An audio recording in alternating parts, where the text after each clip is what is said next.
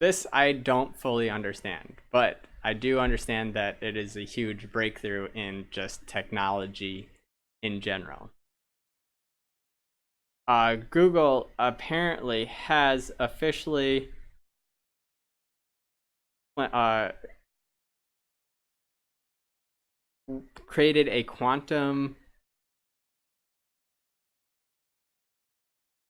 chip, or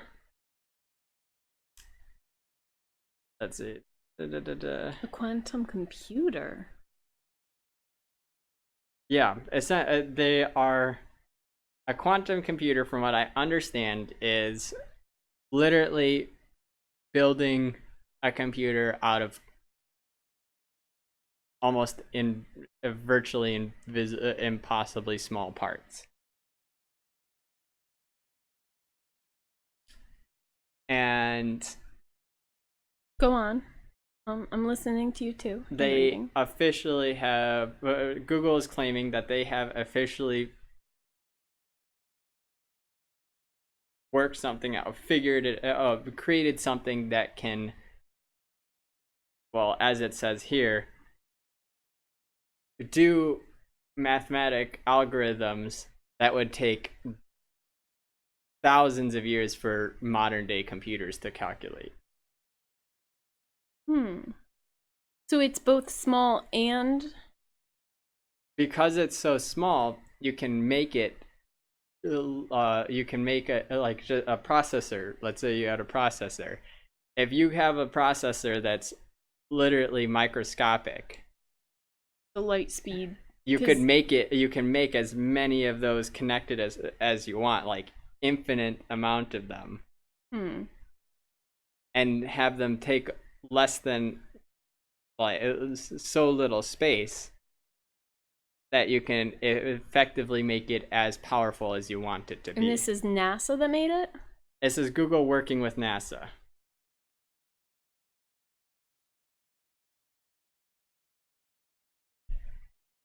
So sorry. Here, this quote, this text is, or this quote from the article. Researchers estimate that the performance of the same experiment on a Google Cloud server would take 50 trillion hours. They had a. It only took 30 seconds on the quantum processor, it said. Yeah. That 50 trillion hours down to 30 seconds. That is fast. But I mean, this also says that they might have not accidentally, but this is still very early in the discussion. Like, this is just breaking. Yeah, this is literally the groundbreaking material on the next leap of computer technology. And so it's something that most people just don't even understand. I don't understand it really. Like, right. This is interesting. But you will be able to see it. Like, computers are not done yet. There's been a lot of that's essentially what we're getting at. Is a lot of people have been talking about, we're getting to max out like what we can do with processors and what we can do with computers, and here it's quite little proof that we're not done figuring out how much we can do with computers and technology.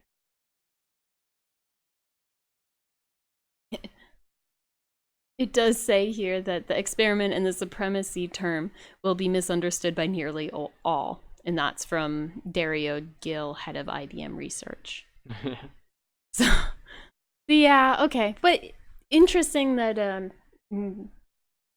there is this kind of advancement being made somewhere, and potentially on the future grounds for use, potentially. Yeah, we won't. This is something we usually on Tech Talks work on, practical things that you will be working with on a daily basis, right? This like is something not that's coming up in the near future that you will physically be able to use. Because a lot of and that's why we don't have like a lot of CES stuff. I don't even know what that is. CES is like the Computer Expo.